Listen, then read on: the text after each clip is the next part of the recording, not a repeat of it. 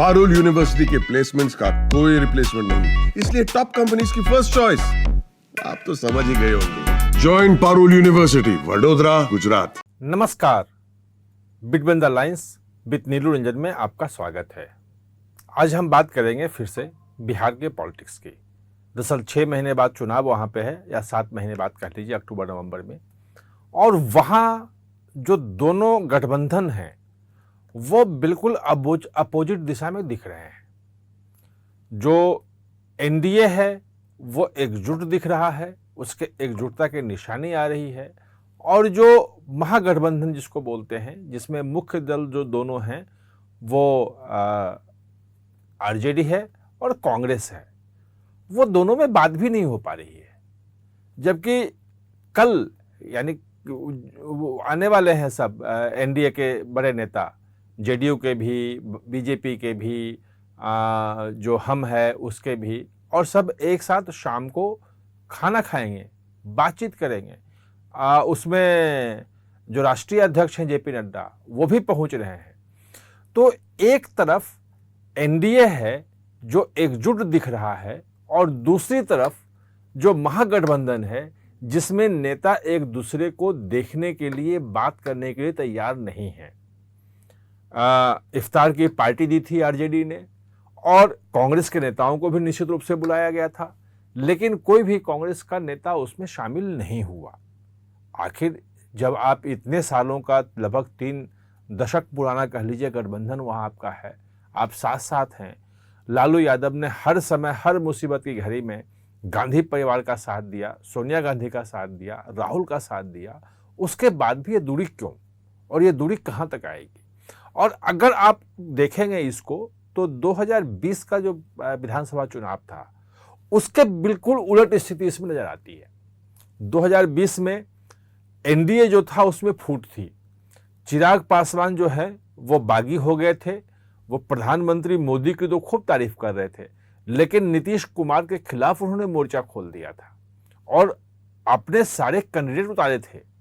ये मतलब अमित शाह को और प्रधानमंत्री मोदी को उनके खिलाफ प्रचार करना पड़ गया। ये बोलना पड़ गया कि वो एनडीए में फिलहाल नहीं हैं। और वो सब इसलिए सब हो रहा था कि चिराग पासवान को लग रहा था कि नीतीश कुमार की जगह पे हम खड़े हो जाएंगे।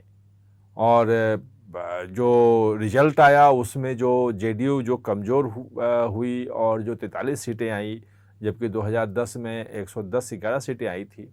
तो ये कहा जा रहा था कि इसके पीछे कहीं ना कहीं चिराग पासवान का हाथ है। और ये आरोप भी लगे कि चिराग पासवान अकेले नहीं लड़ रहे थे, पीछे से बीजेपी की बैकिंग थी। खैर, बीजेपी खुलेआम रूप से नीतीश के साथ थी, सरकार भी बनी और नीतीश को मुख्यमंत्री भी बनाया। उसमें चीज़ें अब पुरानी हो गई हैं।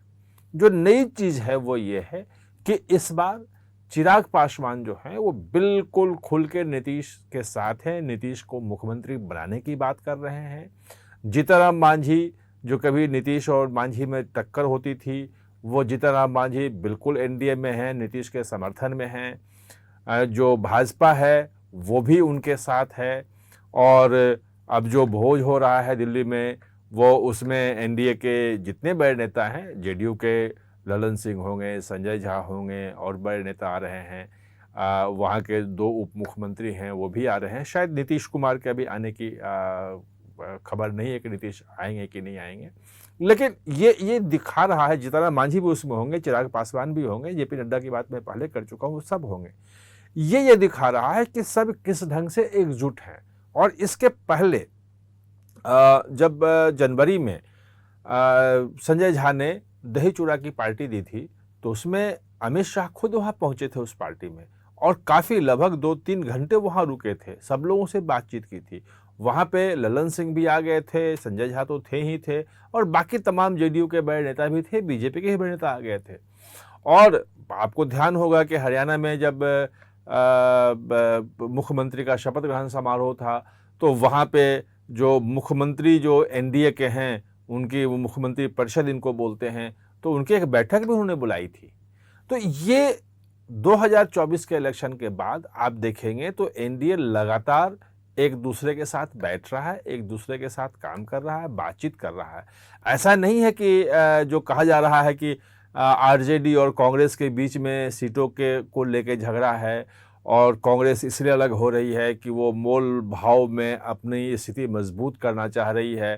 कन्हैया कुमार जो है यात्रा निकाल रहे हैं, पलायन रोको, नौकरी दो, लेकिन उस यात्रा में कहीं कोई बात हो ही नहीं रही है आरजेडी के कोई लोग नहीं हैं।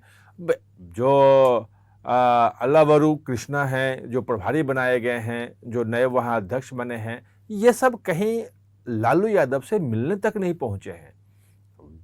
इफ्तार पार्टी में तो बता ही दिया कि नहीं गए थे कोई। आखिर ये जो दूरी है, ये दूरी कहाँ तक जाएगी और क्यों है? अगर ये दूरी है तो क्या सिर्फ सीटों के बंटवारे के लिए है? और अगर सीटें मनमाने तरीके से नहीं मिली कांग्रेस को, तो क्या कांग्रेस दिल्ली का जो मॉडल है या मतलब बिल्कुल एकदम आ जाएगी कि मैं अलग से लड़ूंगा? और जैसे उसके कुछ नेता कह भी रहे हैं, डिमांड भी कर रहे हैं कि कांग्रेस को अलग लड़ना चाहिए। सीटों के बंटवारे का मुद्दा एनडीए में भी होगा, यहाँ भी होता है कि हमें इतनी सीटें चाहिए, इतनी सीटें चाहिए, लेकिन वो अंतिम समय में जब चुनाव की घोषणा हो जाती है उसके पहले तय करके बैठते हैं कि ये सीटें हम दे सकते हैं, ये सीटें मजबूत है, कौन किस सीट पे मजबूत है, वो सब आपस में बातचीत करके लड़ लेते हैं, तय कर लेते हैं कि ये है। एक दो सीटें आगे पीछे होती है जिसमें समझौता होता है कि ठीक है हम 2 सीटें कम लेंगे, 2 सीटें ज़्यादा लेंगे, वो होती है, उसमें कोई समस्या नहीं है, सभी पार्टी अपना हित देखती है। लेकिन वो बातचीत ही जब नहीं होगी तो हित क्या देखेंगे? फिर समझौता कौन करवाएगा? मतलब खास तौर पे जिस ढंग से कन्हैया कुमार को वहाँ उतारा गया है सामने, सबको पता है कि कन्हैया कुमार को लालू परिवार नहीं चाहता है कांग्रेस वहाँ सामने लाए और उस कांग्रेस जो है स्वतंत्र रूप से आगे बढ़े। वो ये चाहते हैं कि कांग्रेस जैसे अभी तक चलती आई थी कि लालू यादव से पूछ के ही उनके प्रदेश अध्यक्ष बनाए जाते थे, प्रभारी बनाए जाते थे और वही सब कुछ लगभग तय करते थे। लेकिन इस बार कांग्रेस ने बिल्कुल अपना मिजाज जो है अलग दिखा दिया है और उसमें साफ संकेत है कि मतलब जो अंदरूनी सूत्र कुछ कांग्रेस के बता रहे हैं वो ये कह रहे हैं कि 50-50 चाहिए।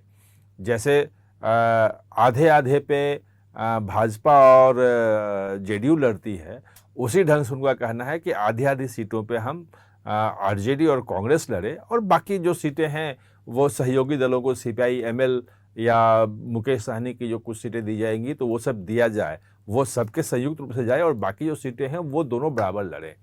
शायद इस पे आरजेडी तैयार होगी, कैसे होगी कह नहीं सकते हैं। दूसरी एक बड़ी समस्या जो थी कि जो 71 सीटें पिछली बार दी गई थी जिसमें केवल 19 जीत पाई थी कांग्रेस, वो ये कहा जा रहा है कि वो अधिकांश वो शहरी सीटें आरजेडी ने कांग्रेस को दे दी जिस पे बीजेपी का दबदबा था और बीजेपी की मजबूत सीटें थी। वहाँ पे जीत पाना बहुत मुश्किल था कांग्रेस के लिए, इसलिए हारने वाली सीटें कांग्रेस के जिम्मे दी गई और कहा गया कि देखो 71 में से केवल 19 जीत पाए हैं।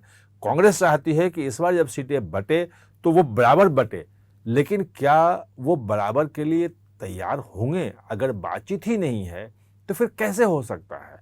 अगर अल्लावरू कृष्णा को वहाँ बनाया गया था प्रभारी तो एक बधाई तो दे सकते थे, लालू यादव भले न दे, तेजस्वी तो उनको बधाई दे सकते थे, वो बधाई तक नहीं दी और आज तक वो तेजस्वी से मिलने नहीं गए, लालू यादव से मिलने नहीं गए।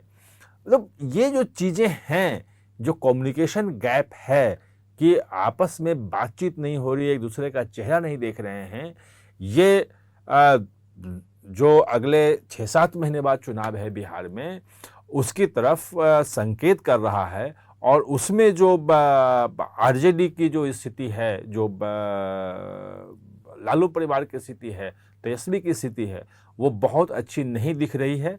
जितनी जल्दी हो वो जब तक एकजुट नहीं होंगे तो एनडीए वहाँ का जो पिछले 20 सालों से एक मजबूत गठबंधन रहा है, नीतीश का अपना वोट बैंक है, बीजेपी का अपना वोट बैंक है।